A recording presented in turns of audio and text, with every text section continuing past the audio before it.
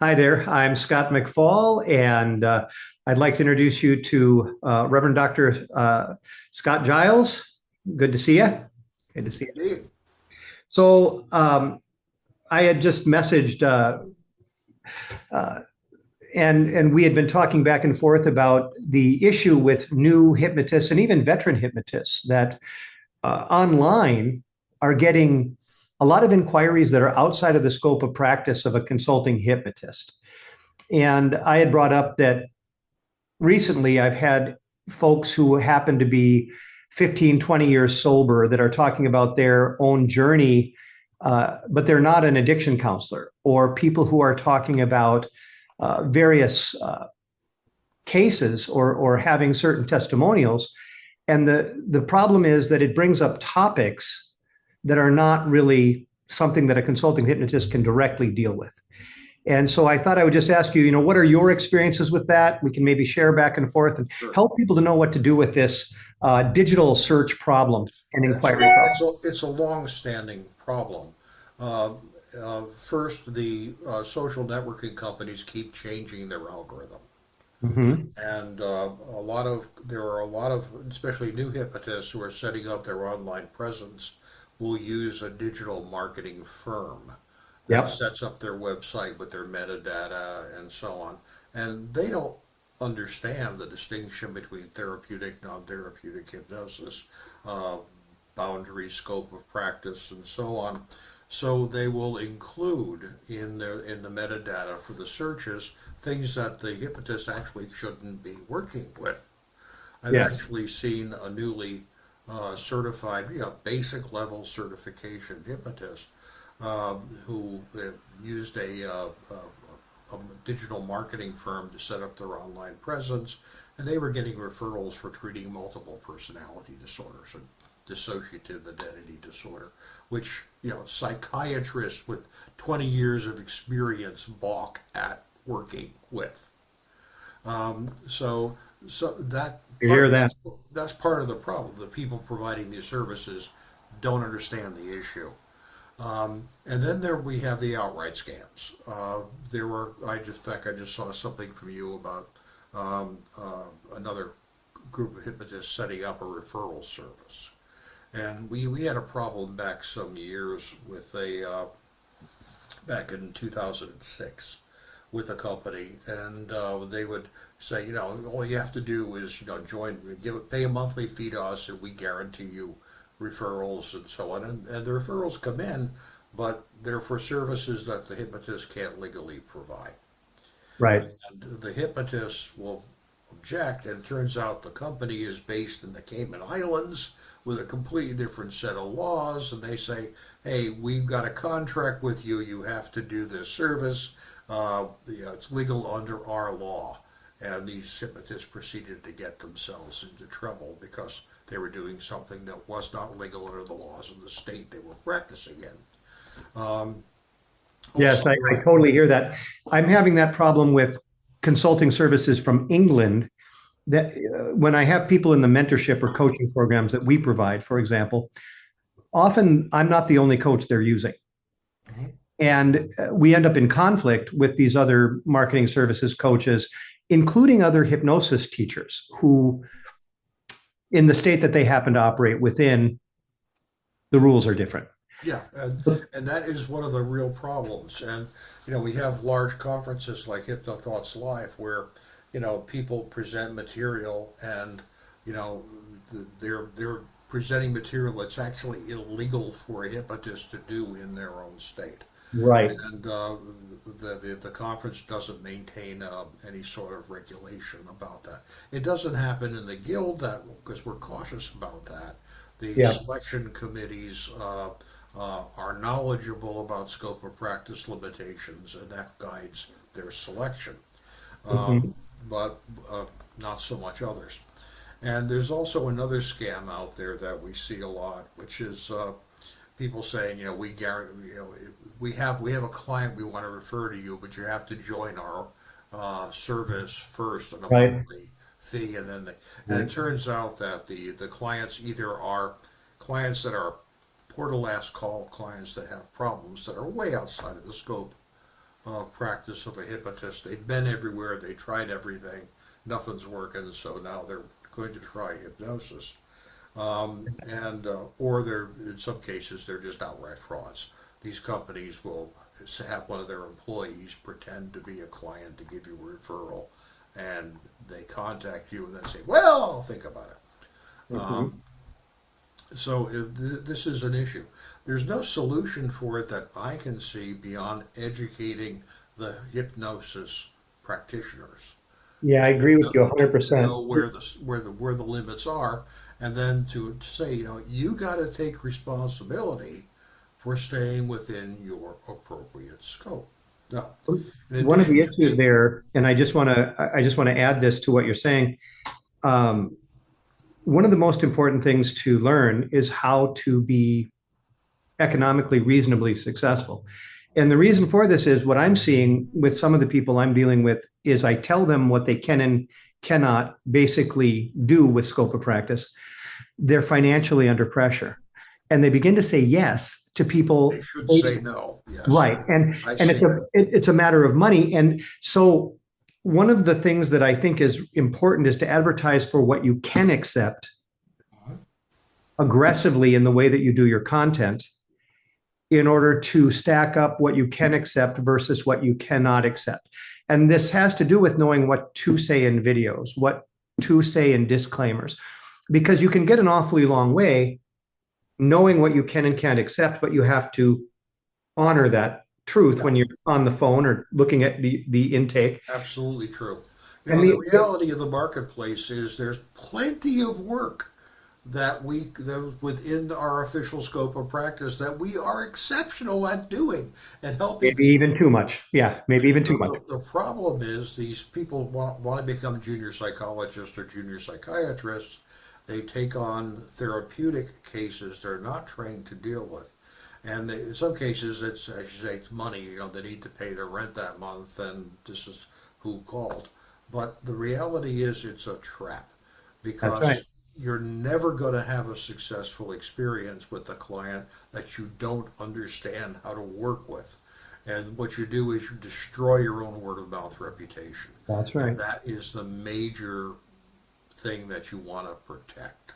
Because Well, let's most talk about clients are that going to because come in you're a prepared. person who can be a colleague with all of these medical doctors and the oncology stuff you do and the other things that you work with.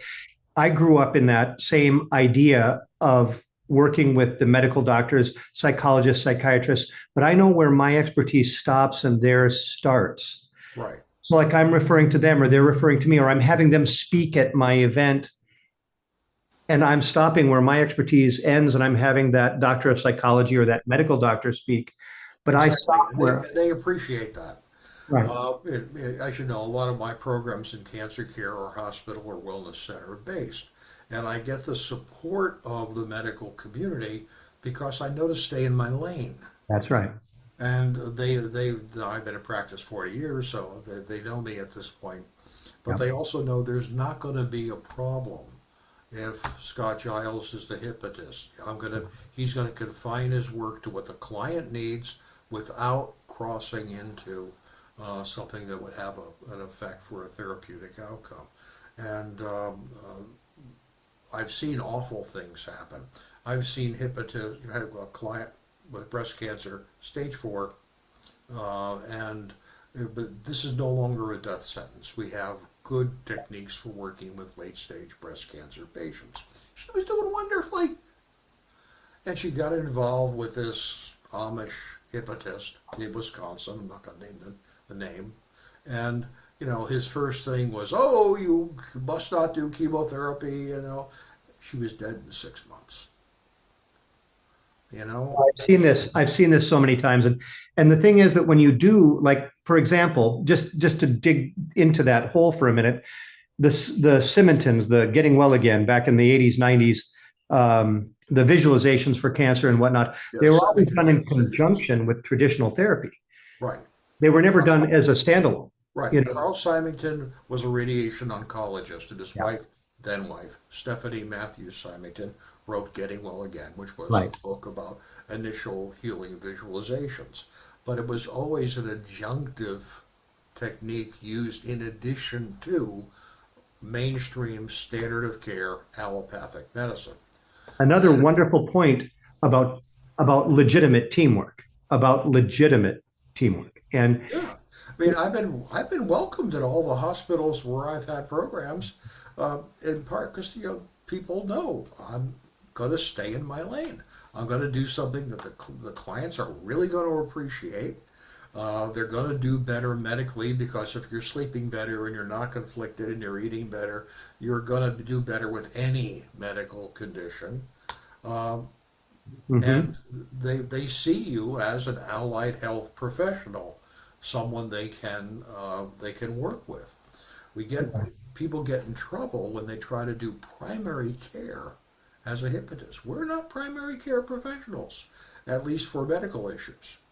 I think that saying that correctly on websites matters. I think that saying it correctly in social media matters. I think that saying it in the right disclaimers, just in a video posted on social media, matters. Yeah, And by the way, in the Guild in our PAR system, which is on, you can see on the Guild website, ngh.net. mhm, Uh, we have a recommended disclaimer for your website. We have the Client Bill of Rights we want everyone to use, which clearly sets out your limits of practice. And mhm. provided you do that and stay in your lane, you can prosper. I've been doing this for 40 years. I've always earned six figures in my work. And I'm a Yeah, nonprofit. I yeah, try to charge less. I give yeah. away I, about half of what I do, and I'm still earning six figures. yeah. And There's I think that there's plenty of work that we can do and that people desperately want. In yeah, fact, I think when you start getting into therapeutic language, people hear you say you think they're crazy. yeah, and that's right. And that was the point that Yarnell, when he was alive, was so big on. You know, he would do surveys and he would ask, "Would you like to go to a psychologist, psychiatrist, social worker, counselor, or hypnotist?" And well over 80 and sometimes 90% would say hypnotist. And when asked why, they would say, "Because I'm not crazy." And Exactly.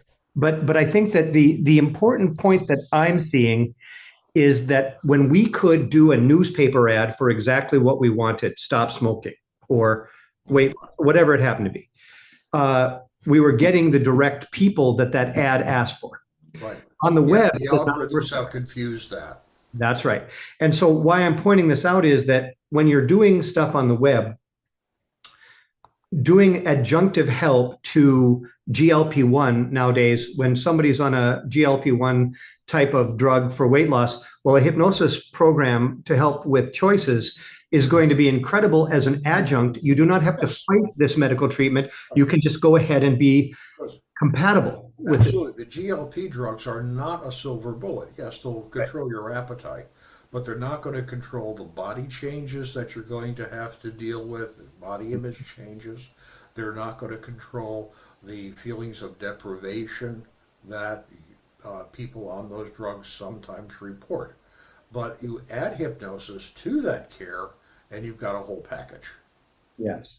And That's right. And I, I think I we I need just to had a take client who lost responsibility for that. 157 pounds Yep. on GLP. And one of his major issues was the changes in his body really made his sex organs look different, and it really began to affect his dating life. So we did a whole bunch of work around sexual confidence. That's what hypnotists can do. Straight up confidence. That's right. Straight up confidence. And that's right. And so when we're doing our web presence, it is my current drum that I'm beating. You need to aggressively say what it is that you want. You need to aggressively point out what it is that you do weight loss, stop smoking, stress management, what you only do with physician referral or what you only do in conjunction with a licensed track person and so forth.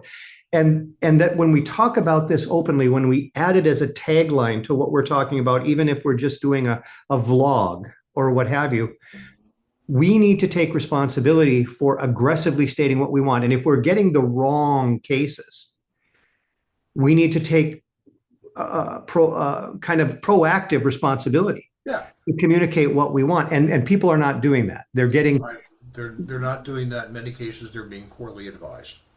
mhm, And I think one of the major causes of hypnotist practice failure is practitioners set up their practice to do things that are not within their scope of practice.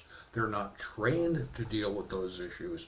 As a Mhm. result, they have bad outcomes, and the word of mouth goes against them, and that's the game. That's right. I agree. And we do a lot of consulting in my business for hypnosis schools, the trainers and the schools and so on. And um, a lot of the licensed track folks come to those schools to train to add to the skills that they happen to have. And so we've got to cooperate with them. We've got to be humble and realistic and sane. And that does mean communication online because we're training AI now in the way that those searches work, in the way that those videos work, in the way that the stuff that you're typing in, you're giving a kind of a baseline for how AI is going to see consulting hypnotists and Yeah, what we do. So it's absolutely. very important right now that people are prolific in And communicating. validated. Stay in your lane, stay Yeah. within your boundaries. As I often say, um, there is one creature in creation, and only one, that can survive without good boundaries. Even a virus needs a protein shell. But the cancer cell alone is in its nature transgressional. It thrives without good boundaries. Don't be like a cancer cell. That's awesome. That's a great And, analogy. you'll get farther, you'll be happier, you'll make more, you'll have a lot less trouble if you stay in your lane. Now, I mean, I'm a board certified chaplain, which in my home state of Illinois also makes me a healthcare provider. I probably could claim a larger scope of practice. I don't have time. I mean, just Right. the work that I'm able to do within the realm of consulting hypnotism is all I got time to do, and also it's rewarding and much less problematic. You don't have to worry about, for example, getting sued because you practice medicine without a license unintentionally. Yep. And I think that practically this means the right kind of phone discussion scripts, the right kind of disclaimers, Absolutely. the right That's kind of why form that's filled That's out why the perfectly. Guild created the system that's on our website to give you that material. But, Mhm. a lot of people just ignore it. And, because they think they can make a quick buck or whatever. And, they don't last. Yeah, and I think that taking responsibility for the fact that um, guilt by association matters. Mhm. Guilt by association matters. And so, why I'm wanting to have this discussion is we need to have a little bit of fellowship here in that the policy needs to be as consistent as possible. Because, one person getting in, my grandfather was a chiropractor in the early days. And he used to say, one bad medical doctor, everybody goes, that's a bad medical doctor. But he said, if there's a bad chiropractor, people think chiropractic is bad. Doesn't work. Yeah. Yeah. So as a difference, and we are in that boat where what we need to remember is we need outcomes that are fantastic in our lane in a certain way in order to keep our credibility or get our credibility. And Yeah. and those of us who have had large practices, we are very aware of what happens when someone who's not doing that shows up in our town. Yeah. I often say to people, if you look at the successful practices out there, they're all running squeaky clean, Yeah. because the people who are the proprietors of those practice have an investment to protect. They're not going to take chances in scope of practice, and it's the fly-by-nights that offer all these services that they shouldn't be offering. And this goes way back. Back in the 90s, there was an attempt to unify the profession. There was an organization called COPO, the Council of Professional Hypnosis Organizations. I was president at one point. And I said, look, if we could just agree on some basic guidelines for the profession, uniform titles, a uniform scope of practice. Then we can all go do our own thing, but just stay within those because we're educating the public. And as Yeah. you say, we're now educating AI. Yes. But they wouldn't do it. Oh, yes. And I knew a lot of those people, as you are aware, and it was quite a head trip. It was herding cats. Just I knew that. Herding ferrets. Herding cats is easy. Well, I Ferrets know are you're. even harder. Yeah, I realize that you're a very dedicated cat lover. Now that I think about it, yes, that's right. Well, I for those of you who don't know Dr. Giles, he spends an enormous amount of time advocating for our profession, following legislation, and has worked with the National Guild for many years, and is very dedicated to the awareness of what is legal, what is not legal, and other organizations and how they are encroaching or not encroaching on the free and legal practice of hypnosis as a consulting hypnotist. And so we appreciate very much what you've done. I appreciate the conversation with me today. And if it's all right with you, I'll post this a few places so that people have a chance to listen to it. Good to talk to you. All right, you take care of yourself, Scott. You too. Have fun. Bye bye.